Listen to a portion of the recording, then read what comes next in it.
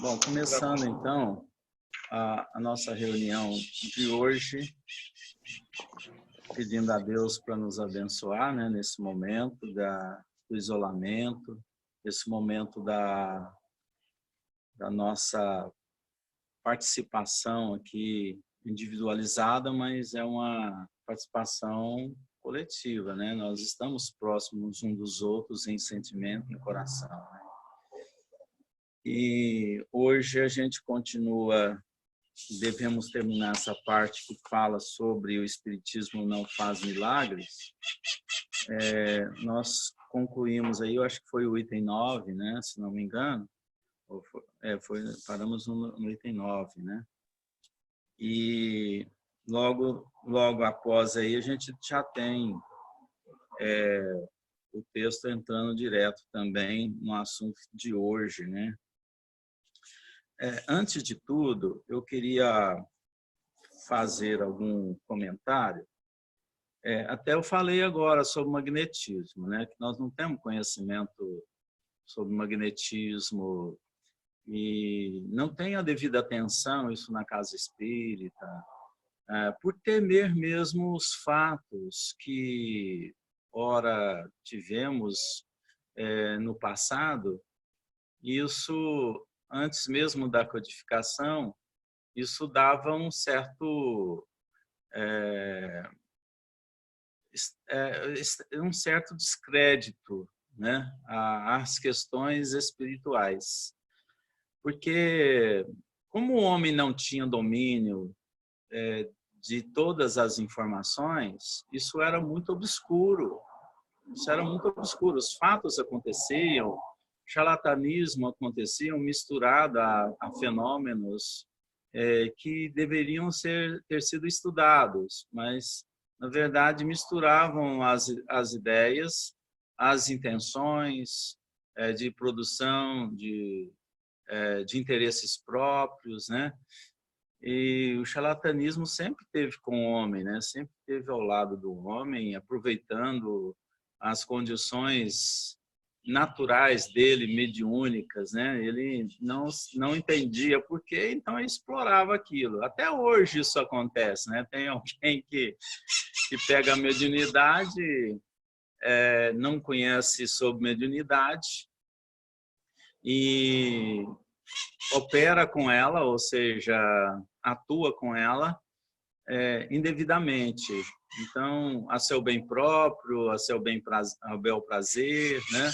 A interesses financeiros, e a gente vê isso. De vez em quando você vê uma produção de papeletas, né? De divulgações, faz isso, faz aquilo e tal, cura tal.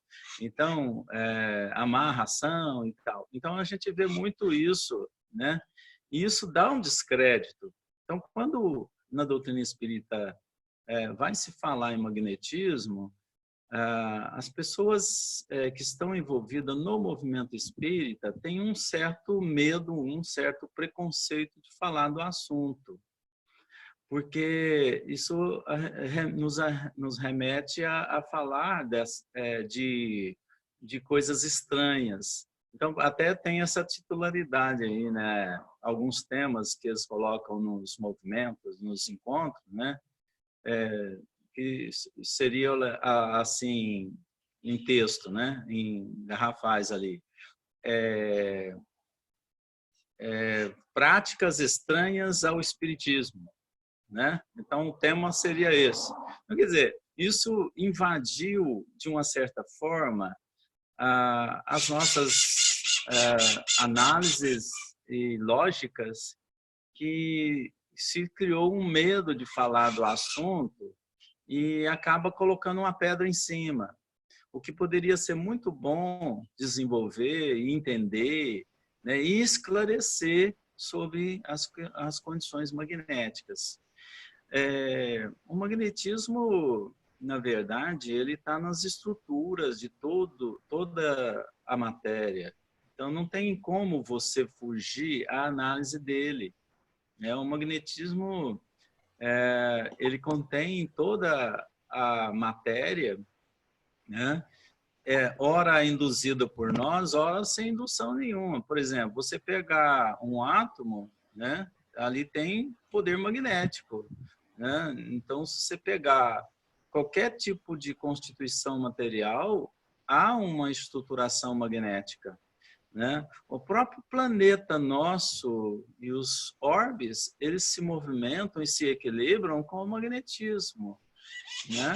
Então, existem energias que da matéria constituída do nosso planeta, em pontos estratégicos, eles jorram essas forças, energias, né, compensando com as outras ou fazendo com que elas mantenham distância uma das outras por forças magnéticas.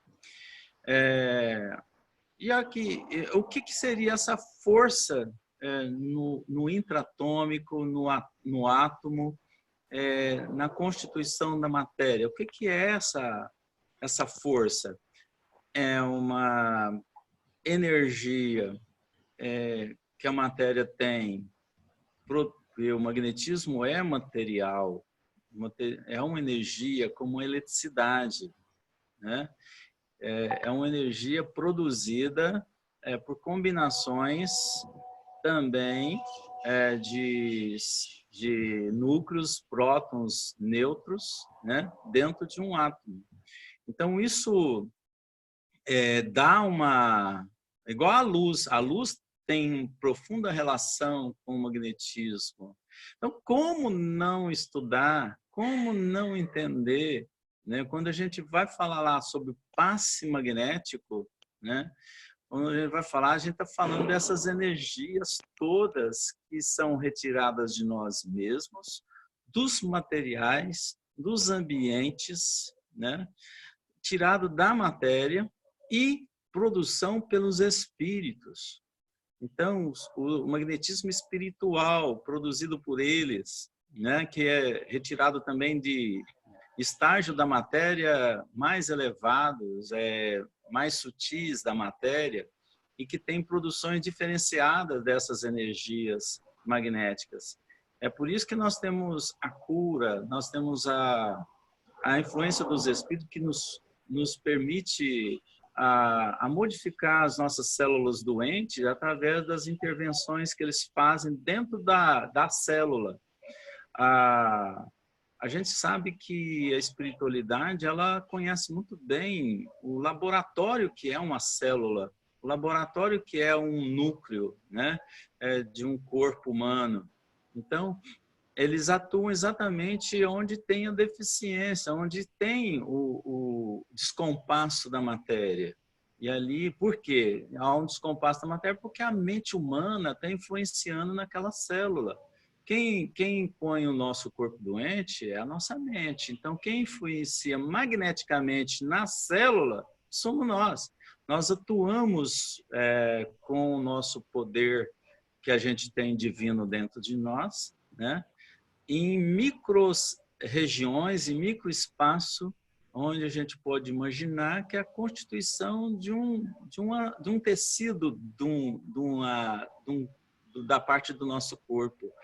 Então, a gente influencia todas as horas nesse conjunto universal que é o corpo físico. Então, eu estou dizendo isso agora porque a gente vai tocar no assunto dos convulsionários, a gente vai atuar sobre a questão do médium consciente, do semiconsciente, do inconsciente, né? Então, é preciso que a gente entenda, primeiro, o que seja esse magnetismo, para que a gente veja como que isso influencia no ato da mediunidade, quando você é consciente, quando você é inconsciente, né? Na mediunidade, no fenômeno, na hora do transe, né? Mediúnico. Então, a gente vai ter que conversar sobre isso aqui. Então, é um preâmbulo que eu dou aí, antes da leitura desse número 10, né? Que alguém vai fazer para nós, que vai pensando aí quem vai fazer, quem já ficou calado. Alguma pergunta sobre o que eu falei aí inicialmente? Uma consideração?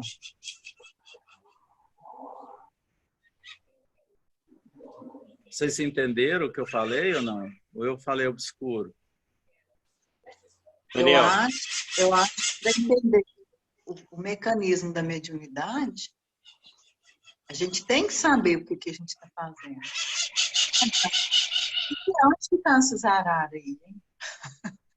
É aqui, ó, lá em casa. Ah, tá. Então fala para ela associar. Eu penso assim, que quando você vai dar um passe à distância, você está trabalhando com o seu magnetismo, atraindo ou levando para o magnetismo da outra pessoa. Então, tem na obra mesmo, que quando você faz, né, André Luiz, na obra de André Luiz, quando a gente, pelo conhecimento, quando você sabe o que está fazendo, a efetividade é muito maior. Então, eu acho muito importante o estudo do magnetismo. Até está tendo um curso, né, à distância aqui pela internet, mas eu não tive condição de fazer, porque já tem curso demais, né? A gente agora fica dentro de casa e já inventa fazer um monte de coisa. Mas esse magnetismo, isso aí é inerente ao ser humano, isso é de nós. Então, a gente tem que saber. Então, você aprender por que você respira, que você tem célula, né? É um todo. A gente é holístico, não tem como separar. Isso é da vida de cada um, né? Os impulsos elétricos, né, que estão ligados à matéria, e os impulsos, né, magnéticos, que estão ligados mais às emoções. Então, quando eu vou fazer oração para alguém, por exemplo, eu já penso no que está acontecendo em nível de atração mesmo, de um ser para o outro. Então, eu acho muito importante a gente saber um pouco mais, porque é um assunto que tem que ter uma profundidade muito grande. Não é fácil para a gente que está muito na matéria entender isso, porque ele é abstrato. Né? Então, tudo que se torna... isso. E é universal, viu, Leila? O magnetismo... não é só do ser, não é só do ser, né? Você está retirado do universo, né? Até para você pegar a energia do fluido cósmico universal, você se utiliza desse magnetismo. Sim. O próprio fluido é uma ação magnética, né? Então, na verdade... tudo é energia, né? Se tudo é energia, tudo é magnetismo, né? A matéria mesmo é uma composição magnética, né? Então, por exemplo, se você pegar corpos sólidos que nós conhecemos, não tem nada de sólido. Na verdade, você tem ali uma composição de energias, né? Que permite você ter uma forma, um produto tatual, né, de tato, de percepção por formas e forças. Então, quando eu toco em um objeto, estou tocando num campo de forças. Então, existem toda uma estrutura magnética. A própria matéria, ela é assim. Todos os elementos que nós conhecemos da natureza são modificações e posições moleculares diferentes, com forças diferentes. Cada um com uma certa resistência. O aço tem uma certa resistência porque tem uma velocidade atômica diferente, né? A água tem uma outra velocidade atômica. Todos os componentes da natureza têm velocidade diferenciada. E o que mais interessante até o princípio vital, né? Por forças magnéticas. Até o princípio da vida. Então, da organização da própria existência na Terra como seres orgânicos, né? Então, é Deus presente através de todas essas energias, porque em cada partícula magnética, vamos dizer assim, a ciência divina presente nela, né? Agora, barateamos as informações espirituais que temos. A gente barateia, né? Então, a gente coloca ao ridículo, né? Então, quantas coisas na vida que a gente faz e colocamos ao ridículo? O que é colocar um ridículo? É você pegar uma coisa elevada, uma coisa de alto valor divino e colocar ela como alguma coisa ridicularizada na Terra. Então, usar aquilo mal, usar aquilo para o mal.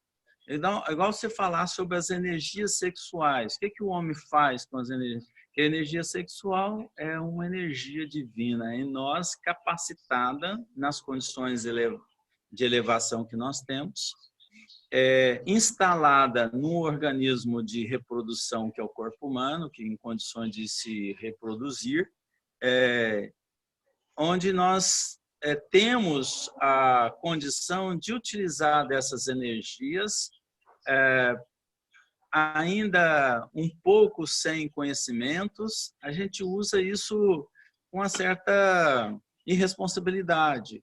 Então, se você usa com responsabilidade as energias criativas, né, é igual perguntar assim, qual que é hoje a sexualidade dos espíritos elevados como de Jesus, né?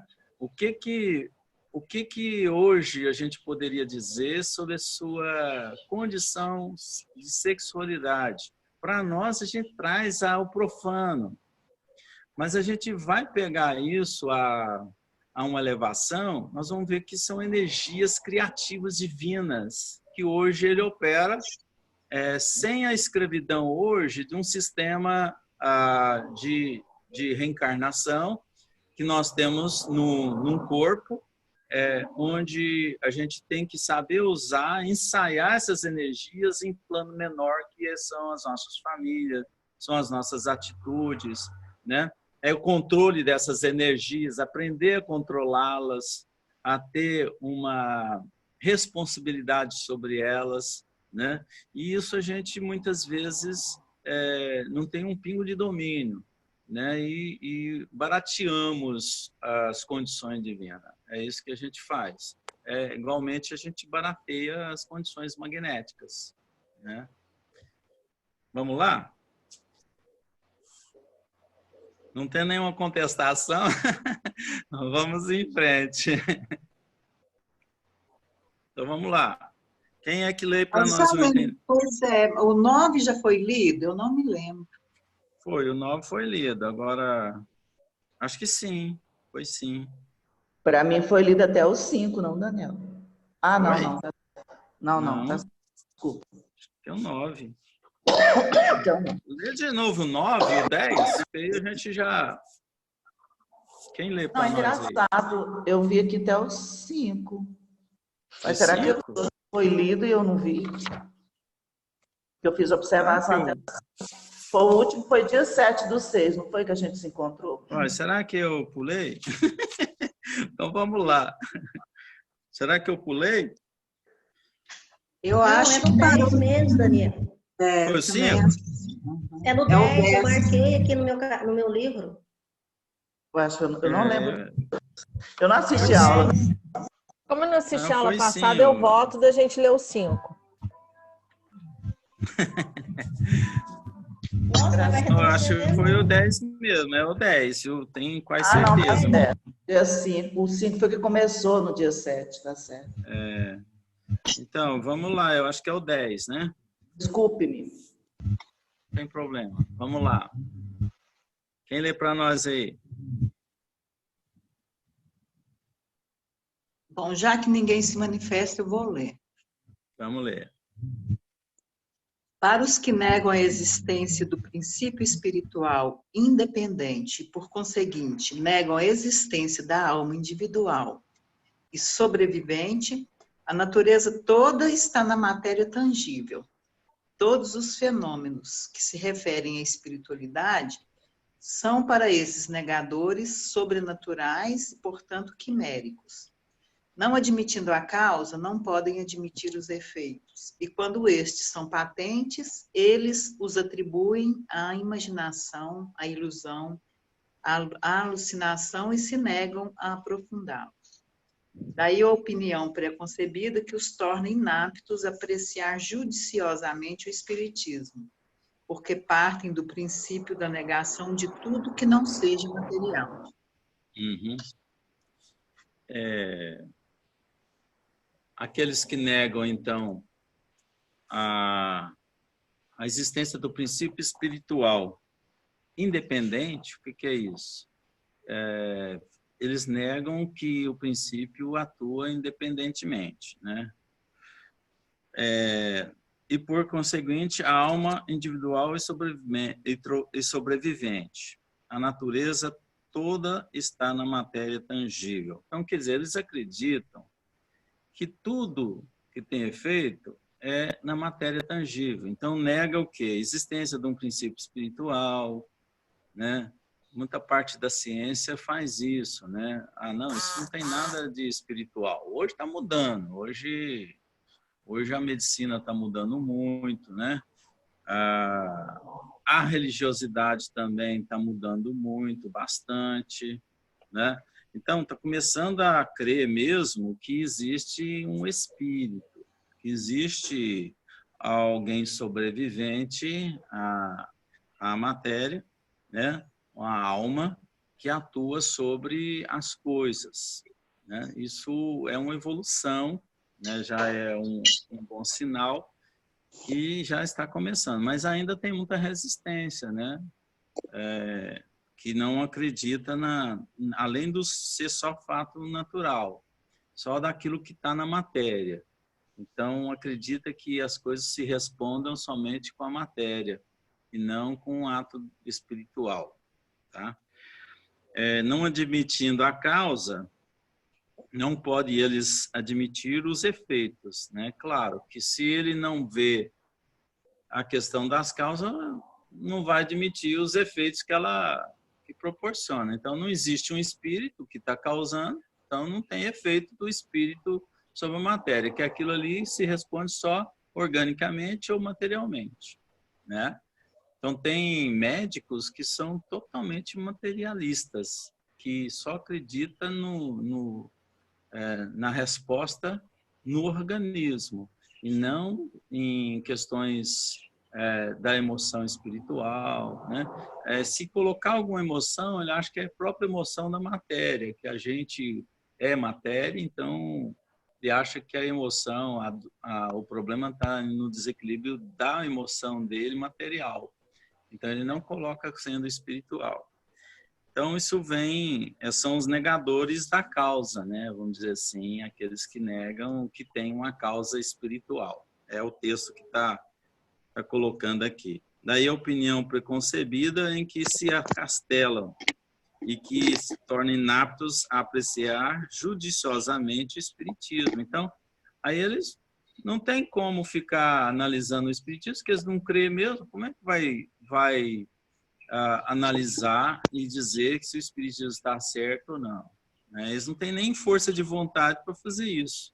Aí nega tudo que é melhor. Não, nega isso, isso aí é fanatismo, isso aí não tem nada a ver com ciência.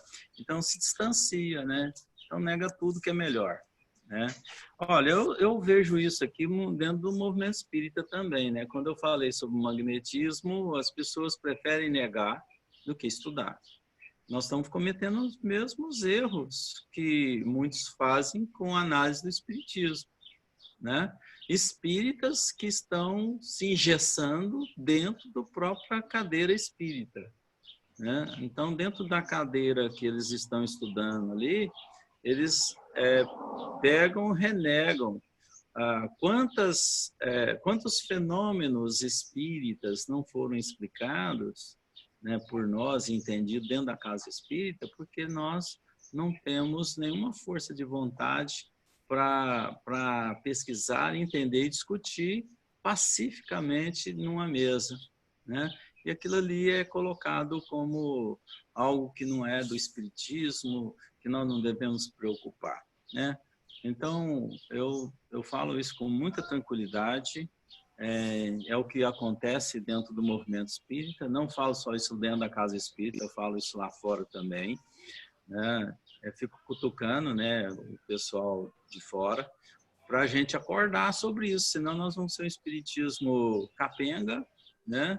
Vai ser um tempo de capenguice, né, do espiritismo, que teremos que responder, ó, o que você ajudou no esclarecimento e na progressão da doutrina espírita. Então, se ela é progressiva, o que você fez para que isso se tornasse mais realidade? Né? Daniel, você fala do magnetismo, mas a gente vê movimentos dentro de algumas casas espíritas de coisas banais, que nem incorporação, materialização, que quando você vai tentar trazer o tema, parece que você está ofendendo, assim, pessoalmente a pessoa. A gente vê muita resistência, porque algumas pessoas julgam que os fenômenos, eles são uma matéria já superada, né? Que não precisa mais dos fenômenos. Então, assim, a gente vê que é uma coisa mais básica do que fenômeno dentro do espiritismo. Você está falando magnetismo para a gente aprofundar, né? Mas o fenômeno, uma incorporação, uma psicografia, uma pictografia, que são coisas básicas que a gente está acompanhando aí há mais de 100 anos, tem lugares que é proibido falar isso. Se você falar, você é convidado a sair do grupo. É verdade. Nós temos uma tendência a desmerecer a origem de onde nós viemos. Então, claro que a partir do momento que você vai tendo evolução dos fenômenos por processos mais simples, né? Você vai abstendo de certos aparatos, né? Você não vai usar hoje cestinha, né?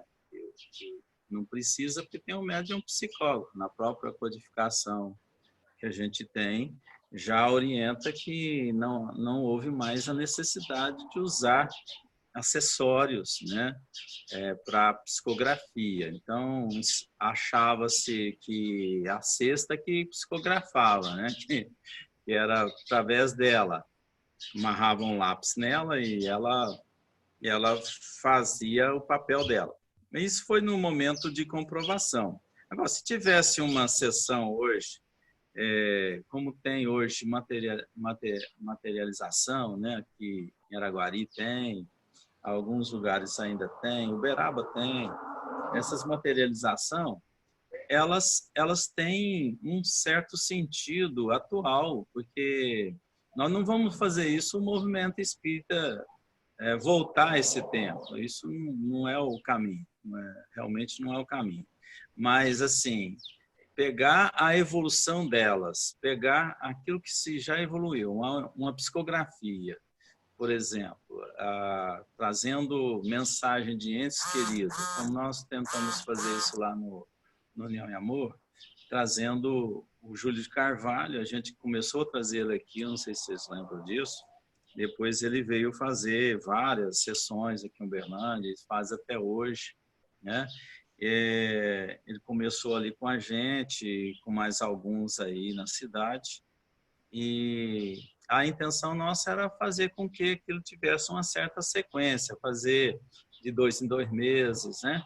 A presença do companheiro para que tivéssemos cartas espirituais confortadoras. Então, a gente tem que saber usar isso, né? Quando ao desespero de uma mãe, ao desespero de uma família, de um pai, né? O trabalho do espiritismo é consolador. E se a mediunidade permite isso, com a evolução, com a ciência melhor, a gente faz. A gente não vai falar lá, agora vamos colocar uma mesa de girante aqui para você acreditar que o seu filho está vivo. Nós não precisamos fazer isso. Nós precisamos colocar a inteligência, né, à frente de tudo. Então, o espiritismo já está codificado, né, já tem todas as informações. Se você lê um livro, é uma manifestação mediúnica. Qualquer livro que você leia é psicografado por formas mediúnicas, é uma manifestação que você tem ali já cadastrada e codificada.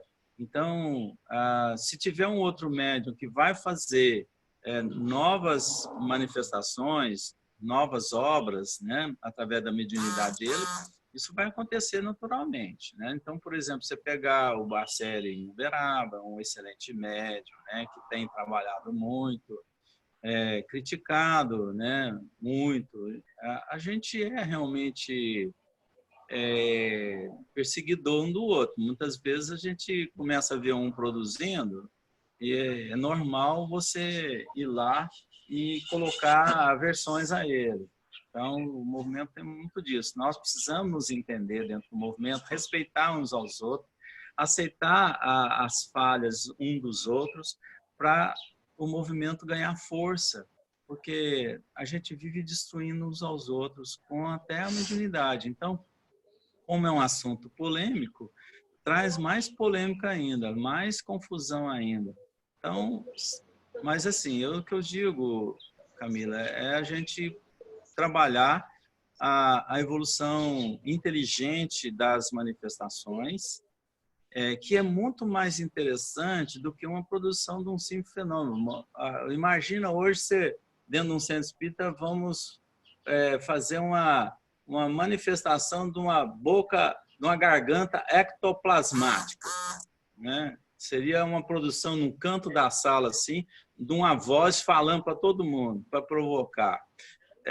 Não é isso que a gente vai ter nesse momento, mas porque precisa de ter médiuns mais grosseiros na produção desses fenômenos. Então, o que a gente precisa mais evoluir é a questão do espírito, né? A era do espírito é essa, onde os fenômenos mais avançados, mais inteligentes, eles ganham lugar.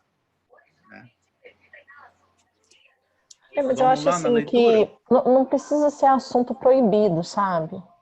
Nós não vamos plasmar uma boca no meio da sala, mas por que não falar quando era plasmado e qual era o significado que isso tinha? Sabe? Sim, o porquê se fazia aquilo. E eu vejo assim que algumas casas, eu passei por várias casas, principalmente em São Paulo, algumas casas não toleram, é como se fosse um passado negro, sabe? Que nem antigamente, quando a mulher engravidava solteira, que ela não podia sair, a irmã criava. É um preconceito, é uma intolerância dentro do movimento, de um passado que ele existiu e que a gente está hoje aqui, porque esse passado existiu. Porque se ele não tivesse existido, a gente não estaria no momento que a gente está. Então, eu acho assim, que eu acho que não deveria ser um assunto proibido, porque faz parte da caminhada do espiritismo. E muitas vezes a gente fica com várias lacunas, achando que é coisa sobrenatural, endeusando o médium, porque essa base não é trabalhada. Essa base de informação não é trabalhada. Aí olha para o médium como se ele fosse um deus, assim, nossa, o fulano. E não é só o fulano que tem mais um sentido. Mas você está certo, pode falar. É interessante a Camila falar isso, porque é estranho as casas espíritas agirem desse jeito. A introdução do livro do Espírito é toda falando sobre esse momento, a importância desse momento do estudo do Allan Kardec sobre os fenômenos, né, os fenômenos físicos, né, e o magnetismo. Então, é estranho isso, né? O magnetismo, eles colocam ele numa guilhotina, sempre que vai falar, tapa, né? E faz parte do estudo, inclusive, né? Fala rapidinho, né? Sai lendo, já vamos para o próximo capítulo. É muito importante citar assim, explicar, né, para tirar o mistério. É você chegar para uma criança, explicar tudo para ela. Hoje, se você for falar para a criança, filho, vem cá que eu vou te contar como é que você nasceu. Ué, pai, você não sabe não? Você não sabia disso não, né? Na verdade, está tão claro, né? E a gente pode falar no assunto com naturalidade. Nós não vamos misturar isso aí com a informação mais atual. A gente não vai perder a informação atual, a evolução que nós já conseguimos, porque a gente fala sobre esse assunto. É importante, sim, voltar, colocar, pontuar, explicar. Era assim. Agora, precisa fazer, mas era possível assim? É possível fazer hoje? Até hoje, se você for for mexer, tá, faz o efeito. Mas não há necessidade mais de dar ênfase, né? Então tem que explicar exatamente isso. Agora, o magnetismo ele está até hoje, né? Ele precisa ser utilizado em nossas casas, em nossas vidas. Como você vai usar isso melhor, né? Para a sua saúde mental, espiritual, né? Reencarnatório, né? Quem mexe com saúde sabe muito bem disso, né? Que são forças, usa até equipamentos, né? Para promover condições magnéticas ao organismo, né? Os japoneses usam muito isso, né? Então, que isso? Alô? Bom, então, vamos lá. Número 11. Leia para nós, Marisa. Sim. Estou sem livro aqui. Você está sem? Eu leio. Então leia para nós. Do fato, porém, do Espiritismo admitir os efeitos que são corolários da existência da alma, não se segue que admita todos os efeitos qualificados de maravilhosos e que se propõe a justificá-lo e dar-lhes créditos, que se faça campeão de todos os devaneios, de todas as utopias, de todas as excentricidades sistemáticas, de todas as lendas miraculosas. Fora preciso conhecê-lo muito pouco para pensar assim. Seus adversários julgam opor-lhe um argumento irreplicável, quando depois de haverem feito eruditas pesquisas sobre os convulsionários de Saint Bernard, eu não sei a pronúncia, sobre os... Isso. Vai lá. Sobre os camisardos de Cevenas ou sobre as religiosas de Loudun, chegaram a descobrir fatos patentes de embuste, que ninguém contesta. Mas essas histórias serão, porventura, o evangelho do Espiritismo? Já terão seus adeptos negado que o charlatanismo haja explorado em proveito próprio alguns fatos, que a imaginação os tenha criado, que o fanatismo os haja exagerado muitíssimo? Ele é tão solidário com as extravagâncias que se cometeram em seu nome, como a ciência o é com os abusos da ignorância e a verdadeira religião com os abusos do fanatismo. Muitos críticos julgam do espiritismo pelos contos de fadas e pelas lendas populares, ficções daqueles contos. O mesmo seria julgar da história pelos romances históricos ou pelas tragédias. Eu acho que tem muito a ver com o que a gente estava falando agora, né? Sim, sim, totalmente. O desconhecimento causa, né, essa ficar pensando e imaginando e fantasiando. Continua? Não, vamos comentar, porque nós vamos só ler, não. Senão a gente não ouve. Aqui é importante a gente estar discutindo pelo seguinte,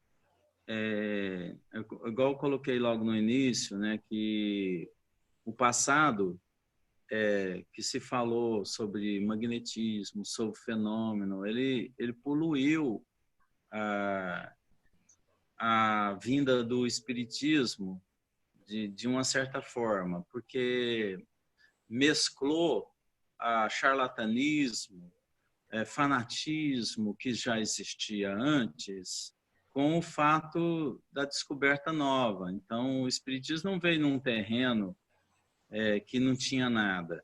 Já existia muita coisa acontecendo, né? Então, o espiritismo ele veio num tempo onde tinha já fenômenos, embustes, charlatanismo, ações magnéticas, né? Isso já tinha no canteiro. Então, a hora que o espiritismo foi ser plantado, né, já tinha aquelas traços joios, né, espalhados no terreno. Então, isso atrapalhou, né? Porque era uma misturança danada, né? Mistura demais, mediunidade que tinha que ter sido realmente estudada melhor, entendida, mas também tinha os embustes, né? Tinha o charlatanismo que aproveitava disso, né? Então, quando o espiritismo veio, teve um certo temor dele, um certo medo dessas revelações, porque estava entre aquelas informações errôneas, mal esclarecidas da época, né? Aí, quando ele cita aí os convulsionários, né, convulsionários de Saint-Médard, né, os camisardos de Cevenas e religiosos de Loudun, isso aqui eram seitas religiosas que operavam na época, bem antes da codificação, em que permitia o quê? E o fanatismo e a loucura naquilo que eles manifestavam. Então, o que é um convulsionário? Convulsionário é uma atitude de loucura, vamos dizer assim, mediúnica, misturada com magnetismo próprio.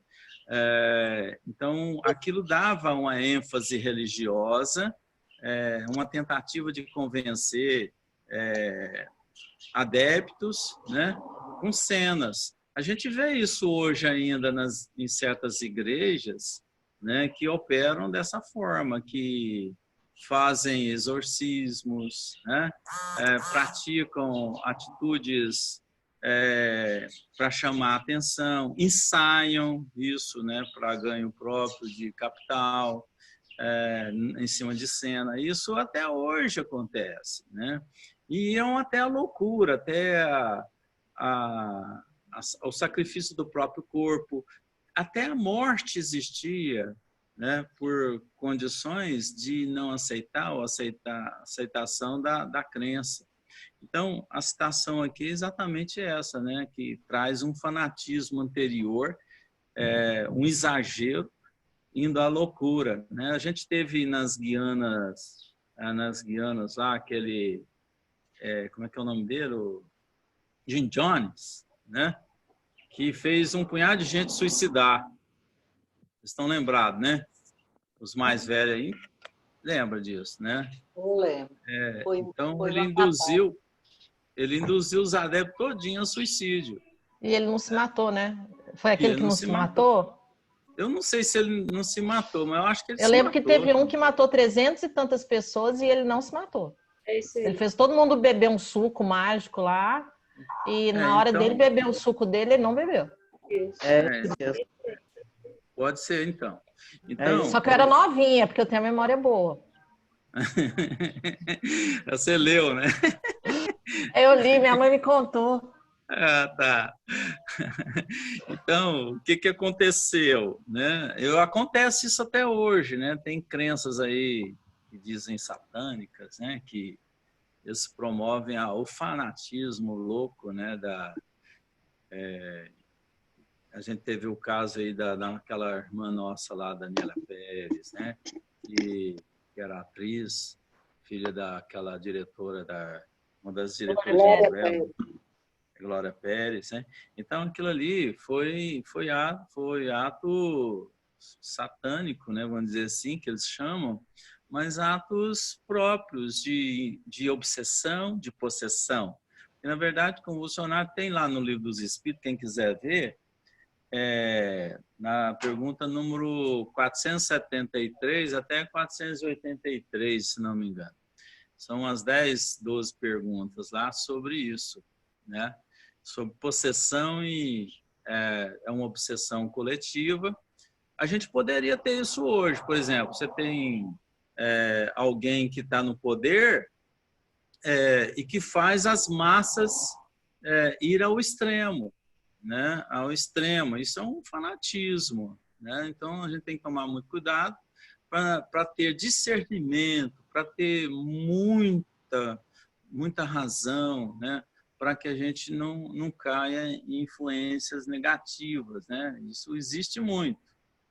Todo cuidado é pouco. Dentro da casa espírita, a gente tem presidentes que levam uma turma durante aí um século, meio século, né, aliás, meio século, acreditando nele e não admitindo o outro na posição de poder de condução de uma casa espírita, né? Então, isso é um grande problema. A gente tem que ter revezamento, sim, é importante, para não correr esse risco. se acertar, tiver um bom a vida inteira, mas é muito difícil isso, né? Então é preferível a gente vai ter casa aí de centro espírita que funciona a vida inteira com um, mas aí é um Chico, é uma pessoa ímpar, né? Que a gente não pode confundir. Se o Chico faz, eu faço também. Eu vou ser presidente a vida inteira. Não é assim, não, né? Eu posso ter um surto, né? A gente hoje chama de surto, né? Que é convulsão também. É um surto que a pessoa foi a loucura, começou a quebrar tudo, quebrou... Ou lado bom também, que teve uma cura, acha que aquilo é um Deus e começa a ter misturas mediúnicas com fatos magnéticos, né? E próprios da sua consciência, da sua invigilância.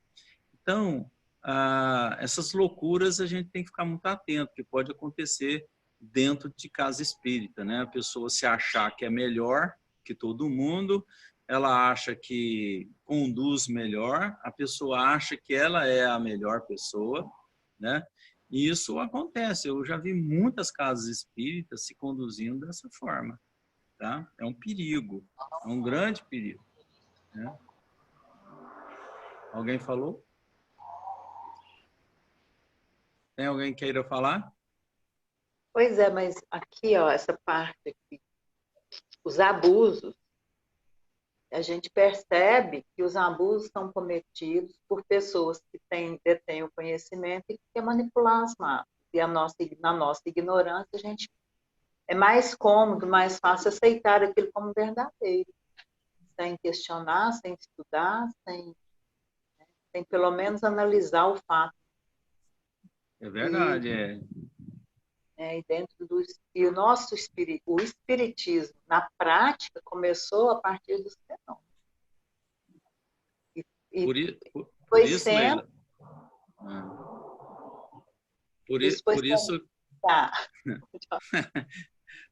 Por isso que lá no Livro dos Espíritos fala da classificação dos espíritos pseudo-sábios.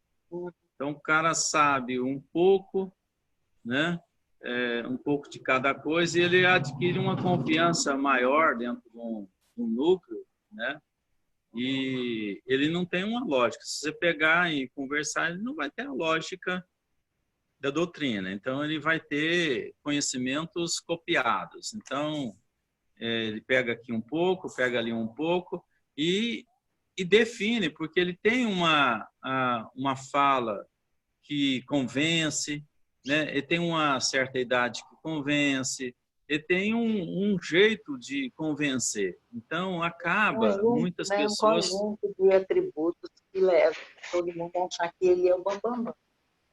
E a gente tem que estar sempre sempre vendo que o indivíduo é falível. O Chico mesmo falou, gente, se eu não tiver... Aliás, Emmanuel falou para ele, se eu tiver um dia saindo de Jesus, me larga, né, e segue Jesus, né? Falou para o Chico. Se eu falar alguma besteira... Eles falam assim que o Chico, ele foi um médium que ele teve menos interferência nas mensagens que ele psicografou, mas que em alguns momentos ele interferiu também, que ele não foi inconsciente, o médium, aquele médium inconsciente, né, que fala, o tempo todo.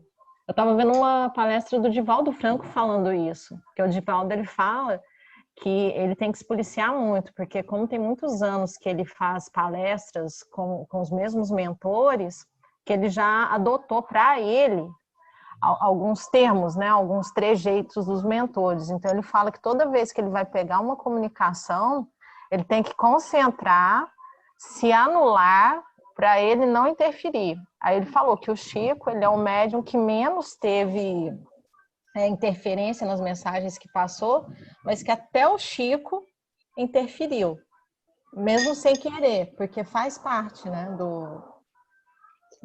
do ser, né? A mensagem vem, a gente interpreta dentro de uma realidade que a gente está vivendo. Aí entra aquilo que eu comecei a falar no início também, sobre a mediunidade consciente, né? Inconsciente, semiconsciente. Então, verdade, nós somos em tudo assim, né? Nós somos, ora, consciente, né? Ora, nós somos inconscientes. Teve um chamado aqui. Uma hora a gente está em condição de maior consciência, está no estado mediano, né? E estamos no estado inconsciente. O que é o estado melhor para uma mediunidade? É o inconsciente ou consciente? Consciente. Depende. Mas depende. Não, o inconsciente. Se for mensagem, é o inconsciente, não é? Porque aí você não interfere no conteúdo da mensagem. Mas interfere. Mas aí interfere mais do que... Se você não tomar cuidado, você interfere mais do que consciente. do que o inconsciente. Porque Não, você o começa... inconsciente. Quando você... É assim, como é que funciona isso? O indivíduo que é... que você falou é porque aí depende também do estudo do médium, ele está sempre estudando e se precavendo para não cair nas tentações, por isso que não depende? Sim. Quer ver, Marisa? É o seguinte, como é que funciona isso? O indivíduo que é consciente, eu estou falando ele na condição mediúnica, né? De ser consciente na hora do transe. Ele está vendo tudo, tá? O semiconsciente, ele vê e tem a influência, e tem fase que ele não vê. Então, ele fica mediano. E o inconsciente não vê nada. Tem duas coisas para a gente observar. O inconsciente que não vê nada e não tem conhecimento nenhum, ele não é interessante. Se ele tiver conhecimento, é interessante ser inconsciente. O Chico era inconsciente. Ele era um inconsciente consciente. Então, por exemplo, quando ele estava no transe, ele estava com consciência. Esse que é o interessante. O espírito é consciente. O espírito é consciente. Agora, quando você tem o consciente e não tem consciência nenhuma do espiritismo, é péssimo. Agora, quando você tem consciência, né? Quando você tem consciência do espiritismo, você pode, inclusive, até ajudar ou interferir. Aí tem gente que até não confia muito, né? Isso é seu. Quem escreveu foi você. Porque ele é tão consciente, e a mediunidade consciente, que todo mundo fala, não, isso aqui parece o jeito de você falar. Mas não tem problema, porque ele vai trazer a essência, ele vai trazer aquilo que vem. Mas nós queremos que seja algo original, né? Que o Espírito fale fluentemente. Como é que o Emmanuel ia escrever pelo Chico se o Chico influenciasse toda hora? Né? Não ia ser o Emmanuel. Né? Então, ele deveria ser a mediunidade passiva, bem tranquila, sem interferência do médium, mas com interferência espiritual. Olha, eu deixo vir porque é bom a mensagem. Ele tem um filtro. Então, quando ele tem consciência na inconsciência, ele tem um filtro espiritual. Ele está em transe, mas ele está observando tudo. Porque todos os fenômenos passam primeiro pela mente do médium. Então, todas as comunicações, o filtro é a mente do médium. Então, ele deixa ou não deixa. Então, o Chico deixou essa beleza, né, da revelação através da mediunidade dele, né? Veio com toda propriedade, mesmo ele tendo só o 4º ano primário, mas, na verdade, ele não precisava de escola. Ele já tinha evolução suficientemente, não precisava de frequentar a escola como a gente precisa. Então, ele já tinha a inteligência que batia com o do Emmanuel. Tanto é que hoje vai ser o contrário, Emmanuel na Terra e Chico no céu. Vou dizer, inverte os valores, né? Agora, Emmanuel vai ter tarefa e o Chico ajudando na tarefa do Emmanuel, do plano espiritual. Então, ele tem que ter um pouquinho de inconsciência. Kardec foi um espírito sem qualquer influência. Então, ele era super consciente nele mesmo. Então, era o bom senso encarnado, por isso que ele é chamado bom senso. Então, ele não tinha as influenciações espirituais, né? Então, é muito bacana isso, né? Eu não sei se vocês entenderam, porque a gente vai conversar muito sobre isso semana que vem, que é na leitura do 12º em diante aí, nós vamos depender dessa conversa dos conscientes e do inconsciente, tá? Nosso tempo já foi, né? Olha, foi rapidinho, né? Não custa nada a gente participar, vai rápido demais e... Bem proveitoso. Bem proveitoso, os assuntos são bons, né? Para a gente começar a pensar, repensar o que a gente faz dentro da casa espírita, começar a ver o que a gente pode contribuir melhor dentro da casa espírita e não deixar as coisas serem colocadas tampas nas panelas que precisam ser abertas. Então, senão o conteúdo fica cozinhando ali e a gente não aprende nada. Então, você tem que tirar a tampa da panela para poder ver que cheiro que tem, que produto que tem que você está fazendo ali, né? Que está produzindo, né? É mais ou menos assim. Falar ainda em comer, a Camila está por aí ainda aí? Quero mostrar para ela nosso café da manhã aqui. Ela gosta tanto de bolo com cenoura, Não quero nem, vou passar na sua casa. Aqui, Camila. De cenoura com chocolate. Olha aqui. Não, isso aí você vai arder no fogo do inferno, se o inferno existir. Eu quero que volta logo as nossas aulas por isso, né? Presencial. É muita tentação, hein, Laércio? Esse bolinho aí é feroz. E nunca chegou a receita, né? Isso que é o mais triste. Pessoal, então depois todo mundo vai para casa do Laércio, ficar lá na porta dele, né? Cada um pega um pedacinho. Você vai lá na casa do Laércio buscar bolo. Nós temos que organizar uma entrega aí, viu, Laércio? Você deixa arrumadinho, a gente manda entregar na nossa casa às 9 horas da manhã, viu? Delivery. Que houve? Delivery. Carro, pega o bolinho, deixa o presente, viu, gente? Tem que deixar o... pode deixar pessoal, com um pouquinho. Então, antes de fechar, eu queria só falar para vocês, a gente fez a divulgação aí no Estudo da Gênesis do encontro sobre educação espírita, né? É um fórum, é uma palestra inaugural, onde nós teremos aí a presença da Sandra Borba, né? Falar sobre educação. Eu gostaria que todos vocês participassem, vai ser sábado que vem às 16 horas, são 45 minutos ela falando e 45 minutos a gente arguindo ela. E com a participação. Não vai gravar, também, não, porque é bem no horário do. É no horário do. Vai gravar e é pela Rádio Fraternidade a transmissão, tá? Então, aí eu convido vocês a participarem, tá bom? Tá bom? Okay. Obrigada. Então, muito obrigado, Ana, Estael, Vanessa. Tchau, muito obrigado, Marion. Inês estaria em casa. A Leila, a Renata. Né? E vai o Laércio. Boa semana.